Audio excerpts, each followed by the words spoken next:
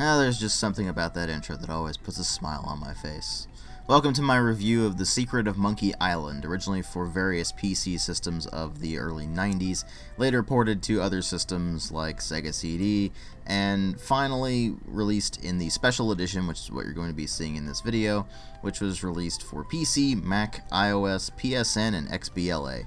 This is a point-and-click adventure game by Lucasfilm Games. It was originally released in October of 1990, which makes it 25 years old this month. Hence the 25th anniversary reviews. And this is really a game that doesn't require an introduction, and honestly, I don't know if I can even try to do this thing justice. It is one of the most beloved and influential games ever made, especially with regards to later point-and-click adventure games as well as games that are built around humor. And it's pretty much what put Tim Schafer on the map. I mean, the writing was a cooperative effort between Ron Gilbert, who was already established by that point by having made Maniac Mansion, as well as Dave Grossman and Tim Schafer. So the effects of this particular game have been felt for many, many years on down the line. I mean, Tim Schafer went on to make games like Full Throttle, as well as work on Monkey Island 2, of course, and eventually founded Double Fine. Dave Grossman went on to Telltale Games, eventually, and they've worked on a bunch of different things in the intervening decades, which feels weird to say at this point. But this isn't really about the legacy of The Secret of Monkey Island. It's about The Secret of Monkey Island. So, how is this thing as a game? What sets it apart from other adventure games out there? What sets it apart from the games of its era? Because that was kind of the golden age of adventure games, where you had the two titans of the genre, Sierra and Lucasfilm, or LucasArts, whichever you prefer to call them, each doing their own thing and trying different ways of doing adventure games. So, how did this fit into that whole era, and what is it like these days? What is it like going back to The Secret of Monkey Island? Because this will actually surprise you, I'm sure. I actually didn't play The Secret of Monkey Island when it came out. The first Monkey Island game I actually played was The Curse of Monkey Island, which is Monkey Island 3. So I'm actually coming at this thing from the perspective of someone who didn't play it back in the day and doesn't have that particular level of nostalgia associated with it. And not only that, but back in the day, I was a Sierra guy. So I kind of just stuck with that camp and didn't really get to play any of the LucasArts games until much later on. So let's go ahead and delve right into this thing. Now, before we really get into the meat of the game, let's first talk about the presentation. This does run on the SCUM engine, which is Script Creation Utility for Maniac Mansion, if you don't know what that stands for. It's a mouthful, so they just shortened it to SCUM, and it would be the basis for pretty much all of LucasArts adventure games on up until the final game that used it, which was The Curse of Monkey Island in 1997. So it was actually a very long-lived engine, much like what Sierra was doing with the SCI engine and such like that. And by the time it came to Monkey Island, it was actually the 5th game that used the SCUM engine, and it had been updated continually over the years, with the most recent game before The Secret of Monkey Island being Indiana Jones and the Last Crusade. So they basically just took that, tweaked it a bit, and thus you get The Secret of Monkey Island. The original version was EGA graphics rendered at 320 by 200, and it only had 16 colors, which you're not seeing here. In fact, you're seeing the VGA version, basically, because that's what they really did with the Special Edition. They took the VGA graphics and everything and updated it so that it would be able to be seamlessly switched between that particular version of the game and the newer graphics that they put together for the Special Edition. So what you're going to be seeing as well is a comparison of the original visuals versus the Special Edition visuals. I'm personally not a fan of the Special Edition visuals really at all. It's frankly kind of an ugly art style, even though it still is fairly true to the original. But there's just something about the original graphics that this game had, whether you're talking about the EGA version or especially the VGA version, that exudes a huge amount of charm. They have a ridiculous attention to detail in this thing, at least for a game from 1990. The artwork is nice and colorful, they utilize the engine to its fullest effect for its time, and what you end up with is just an incredibly charming game that falls somewhere between kind of a cartoony art style and a more realistic art style. This would become more controversial later in the series when The Curse of Monkey Island rolled around, but I'll get to that when I get to The Curse of Monkey Island. Suffice to say, the visuals have aged extremely well, at least for the VGA version. There's actually a huge amount of detail in a lot of the sprite work here, so for example, when you go into the close-ups on certain characters' faces, the detail in that is just ridiculous. And so it really does make the game just look fantastic, both for its time and even 25 years down the line. Now, where it hasn't aged as well is in the sound department, or lack thereof, really. It has music, and it has a few sound effects here and there, but there's no voice acting unless you're playing the special edition, which features actors that would be playing the characters later on in the series, with the first game in the series having voice acting being, of course, The Curse of Monkey Island. So it's actually kind of weird to play this thing if you're playing the special edition, because on the one hand, the visuals from the original release are really much preferable, and yet I actually really like the voice acting. And the voice acting is only available if you switch it over to the modern graphics. This is something they would actually remedy with LeChuck's Revenge Special Edition, but here it's just kind of annoying to have to go back and forth between them. The voice acting is actually rather good, so if you do decide to play the Special Edition, you're basically going to have to make the choice between original graphics with MIDI soundtrack and barely any sound effects but no voice acting, or modern visuals with the modernized soundtrack and voice acting. Now, speaking of the soundtrack, it's a ridiculously catchy and just fun soundtrack that has a kind of interesting Caribbean reggae sort of feel mixed in with the pirate theme, and it just works brilliantly. For example, like I said in the beginning of this video, the intro never fails to put a smile on my face. And that goes whether you're talking about the original EGA version, or the VGA version, the CD re-release, or the special edition re-release. The soundtrack, regardless of which version you're playing, is fantastic, and it works brilliantly for this game. Now, I will say that the audio quality is infinitely better in the special edition soundtrack, but the modernized style of the music, even though it is extremely true to the original, is just a bit different. It's just different enough that you might not care for it if you are more of a diehard of the original. But that said, the presentation still holds up after all these years. It's still great, and as far as the special edition goes, it's kinda hit or miss, but it hits way more than it misses. But as great as the presentation is, and as much as it holds up to this day, what really matter here are the story and the gameplay. The story here is that you are Guybrush Threepwood, who arrives on Melee Island, trademark, and you wanna be a pirate.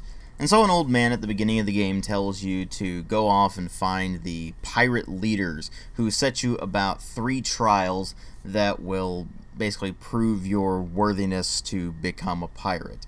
And so his initial tasks are to find a buried treasure, steal a valuable item from the governor's mansion, and win a sword duel against the island's swordmaster. And these will have you going about all sorts of wacky adventures, but the story really kicks in when LeChuck gets involved. He is the ghost pirate LeChuck, and he operates out of Monkey Island, trademark. So what ends up happening is that Guybrush ends up coming at odds with LeChuck over the hand of Elaine Marley, who is the governess of Melee Island, as well as an extremely capable female character in a video game, which was practically unheard of at the time. And it's actually kind of funny, because whenever she gets into a sticky situation, she's always on the verge of getting out of that situation by her own volition and her own skills, at least until Guybrush comes in and starts bumbling around, screwing things up. And this is just one of many, many sources of hilarity in this game. So while the story is not particularly complex or anything, it's not really a problem, because no matter how simplistic the story might be, the whole game is absolutely hilarious. This is one of the funniest games I have ever played. And even going back to it and having experienced all the jokes before, I still laugh because it's that funny. It's a completely ridiculous game. Guybrush is pretty much incompetent and constantly just screws up, but somehow manages to turn those screw-ups into actually succeeding at things. And you have all sorts of completely absurd things happening.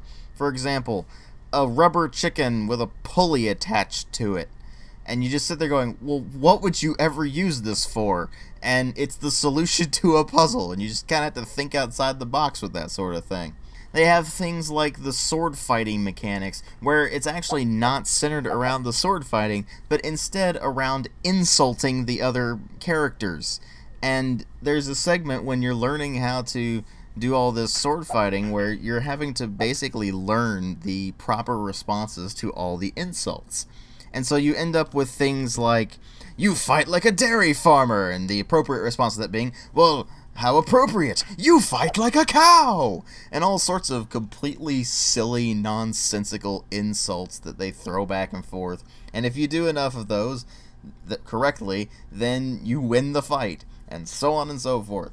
All sorts of just silly fourth wall breaking jokes, one of which they actually removed in later versions of the game than the EGA version, because it was actually causing people to call into the Lucasfilm helpline for the game because they couldn't figure out it was a joke. It's called the Stump Joke, and unfortunately it's not in the special edition, so I can't really show you a clip there, but the idea is that you just find a stump, and when you go to investigate this stump, it starts asking you to insert disc 22 and then 36, and eventually ends up with, I think, 112, if I remember correctly. And people were just like, I don't know where disc 112 is!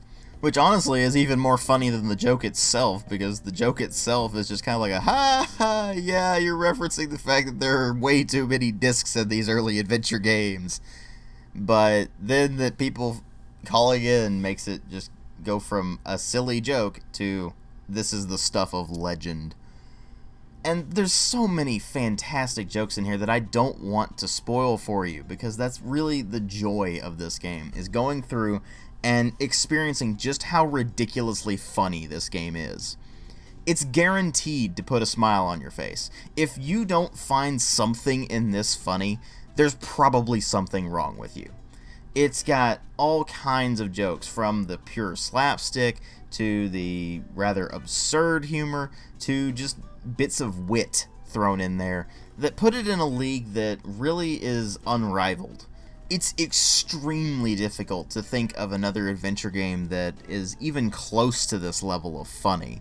So they just did a phenomenal job with that, and the gameplay itself is really no slouch either.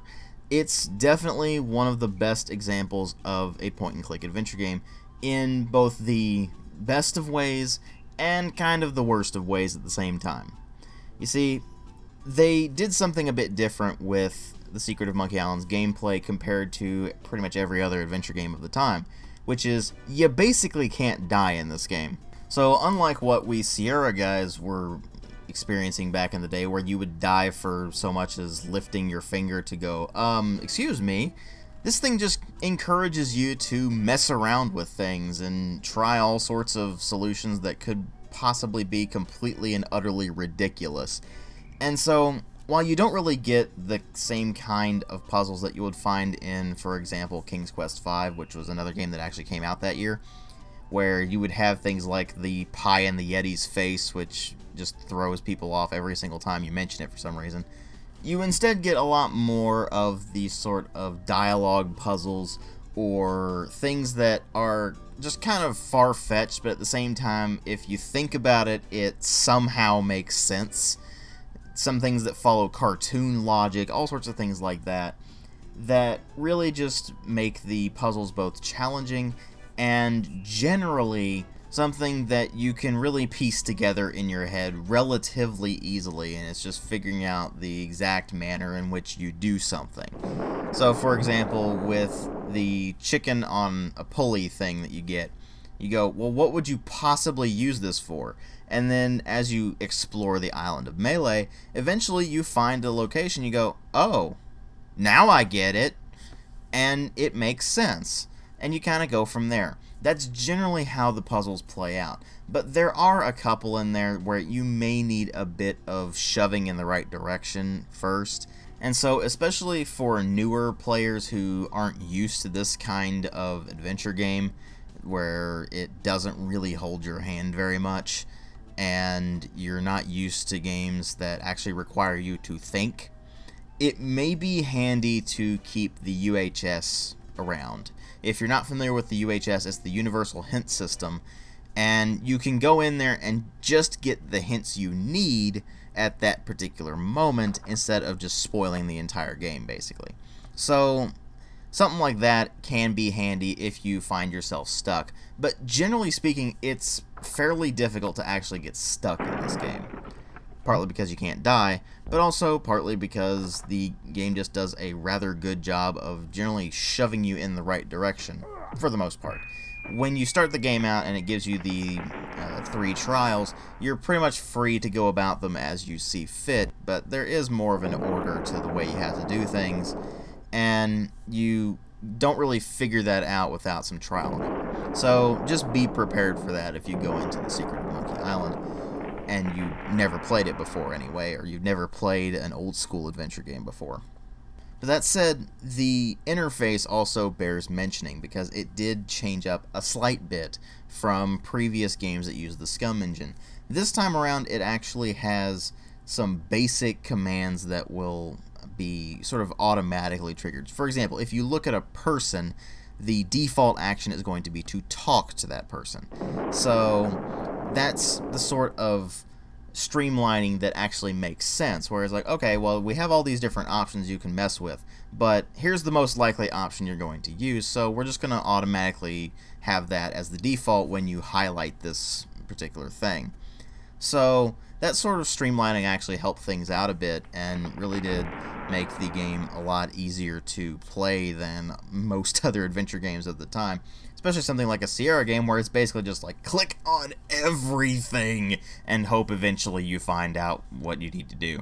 But it is worth noting, if you're playing the Special Edition, you don't get the original commands.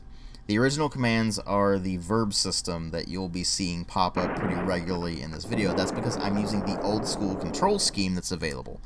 If you're using the modern graphics, then it will go to the modern control scheme, which is basically just you click on stuff and it does stuff. It's much more simplified and a lot easier to play. So it's basically easy mode if you are looking for just a kind of streamlined experience where you don't want to go in there and be like, oh, well, now I have to actually learn how to play the game. I mean, you'd basically be a wimp to do that unless you really don't have the time to learn the system, which takes all of a few minutes. So, frankly, you shouldn't have any real problems with figuring out how to play The Secret of Monkey Island, whether you're using the original control scheme or you're using the more modernized one. But really, something is lost when you switch over to Special Edition's modern systems, and it basically does everything for you.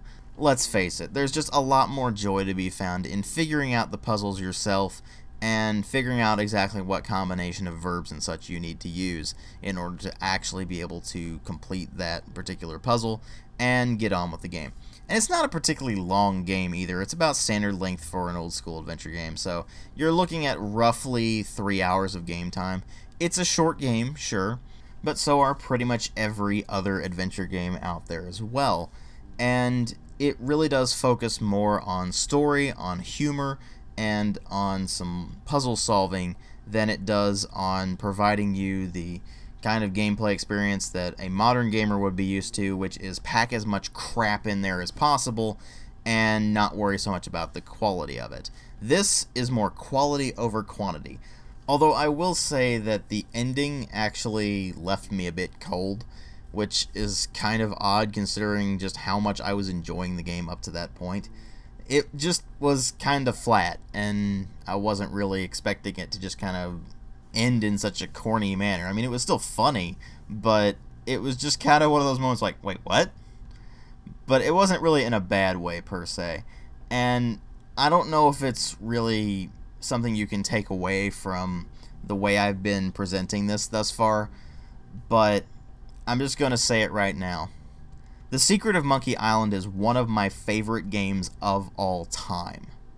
My favorite adventure game of all time is still Gabriel Knight's Sins of the Fathers. It holds a very special place for me. But The Secret of Monkey Island is something that I went back to many, many years after it came out. Many, many years after the golden age of adventure games, in fact. And it immediately became one of my favorite adventure games. And one of my favorite games, period, by extension. And this is probably going to sound ridiculous to you if you've been watching my videos for a long time, especially, but also for more recent viewers as well. But I actually had a rather hard time making this video. And that simple reason for that is that I actually would get choked up while talking about the game.